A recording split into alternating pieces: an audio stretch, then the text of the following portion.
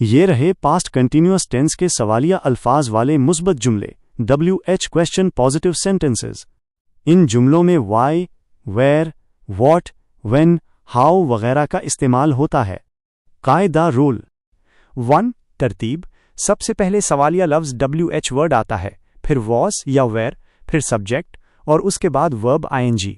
2. Subject का ख्याल। अगर सब्जेक्ट वाहिद है तो वॉज, अगर जमा है तो वेयर। फार्मूला 15 सवालिया अल्फाज वाले जुमले WH क्वेश्चंस। शुमार English sentence Urdu translation. 1. What were you doing yesterday? तुम कल क्या कर रहे थे? 2. Where was he going? वो कहाँ जा रहा था? 3. Why was she crying? वो क्यों रो रही थी? 4. Who was talking to you? तुमसे कौन बात कर रहा था? 5. When were they coming? वो कब आ रहे थे? 6. How was he feeling? वो कैसा महसूस कर रहा था? 7. Which book were you reading? तुम कौन सी किताब पढ़ रहे थे? 8. Why were they laughing? वो क्यों हंस रहे थे? 9. Where were you staying? तुम कहाँ ठहरे हुए थे? What was Ali watching on TV?